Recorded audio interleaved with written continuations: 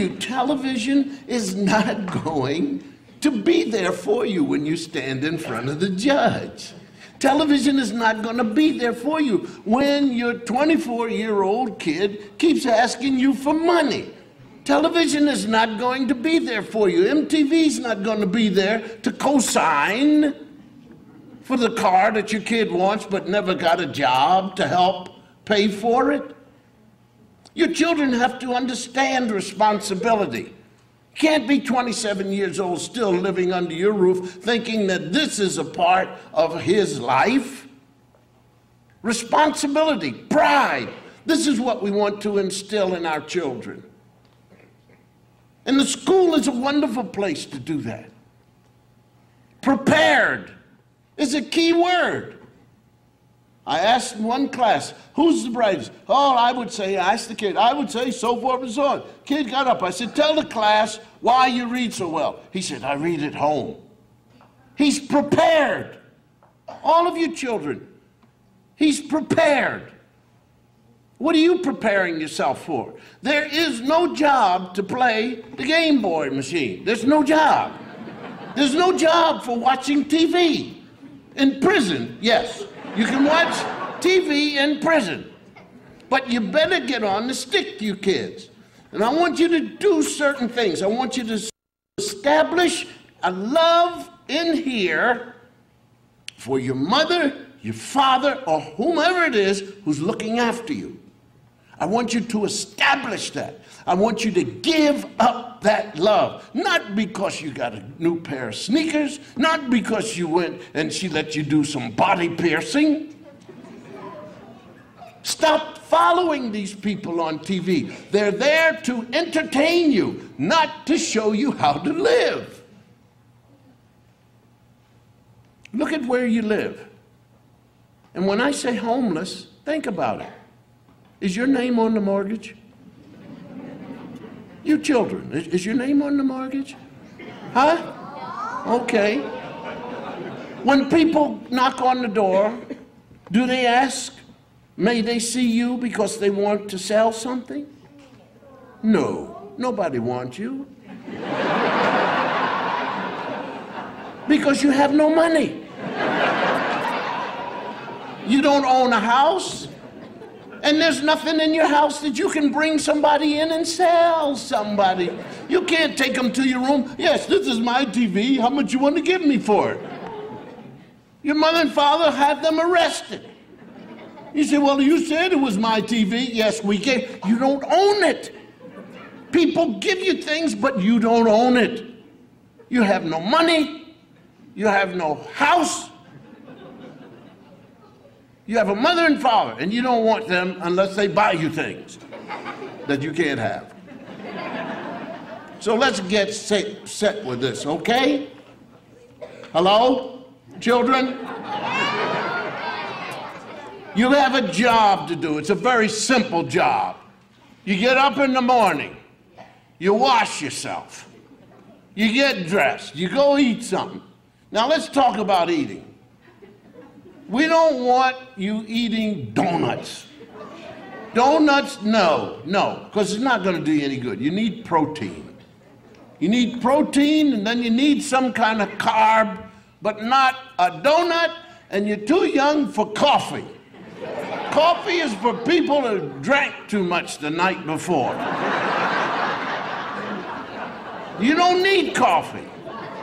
Coffee is for people with 12 jobs trying to make the 10th job in one day. That's what coffee's for, not for little kids. You need protein. You need the vegetable. You need your milk. And you need your exercise. Exercise. Do you understand me? So that means walk to school in the snow. When I was a little boy,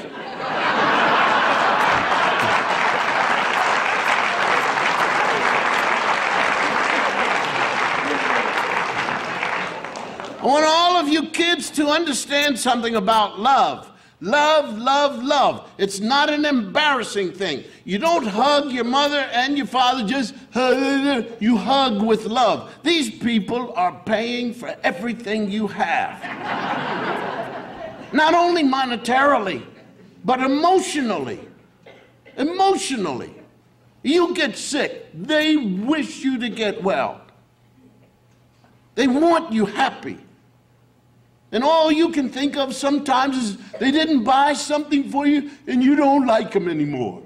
And you want to tell them, but everybody has one. I don't know why I don't have one. Well, if you feel that way, get a damn job.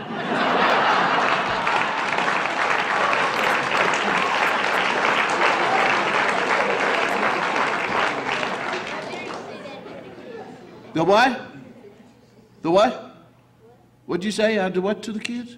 How dare you say that in front of the kids? How dare? Yeah. How dare I say that in front of the kids? Hey, yeah, like you never heard that before, right? You little filth mouth. Yeah. You're playing with the wrong guy, man. You don't frighten me, Jack. No. This is the wrong guy, man. I don't listen to psychologists and psychiatrists. I just know one thing. You got a job to do, Buster. All you got to do is if you don't like something, you speak up, and we'll see if we can fix it for you. But you don't come to us telling us who has what and you don't have one. I don't feel sorry for you or your little friends. You're lucky you got a house to live in. Let you live with your bike.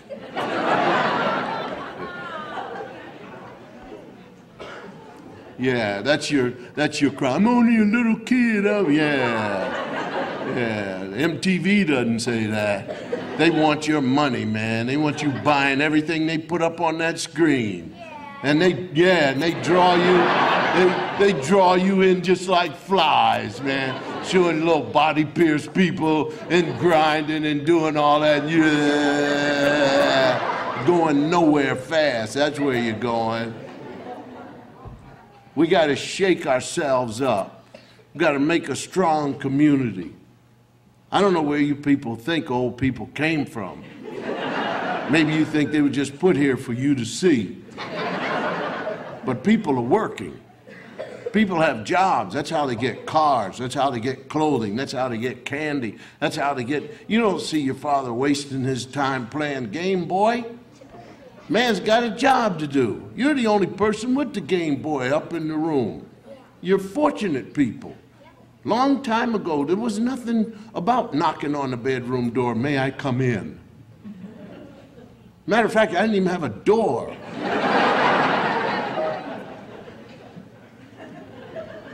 I just want you to understand you're loved, but from this point on, people are not fooling anymore. You're going to know what love is. You're going to know and respect a smile. And you're going to notice that old people who before had nothing to do with you are now, check the windows out. You'll see one eye behind the shade. It's like in the old days. They used to watch you. In the old days, you'd be a kid. You'd be walking, and you'd think nobody was watching. You know, one eye was peeking behind the shade. And then your mother got off the bus, and she knew exactly what you did. It's not a bad life if you're a kid. All you have to do is go in, sit down with friends. They didn't make you study by yourself. And guess what's waiting for you? University of Massachusetts. Oh, yes. Start thinking about it now. University of Massachusetts, just waiting. Yeah, you'll be able to get away from home. Start autonomy. Oh, yeah. You say, I'll be all by myself. That's the second step in your life of autonomy. First one is when one of your friends gets a car and you drive 2 blocks away from the house. How are you going to manage it? How are you going to manage yourself?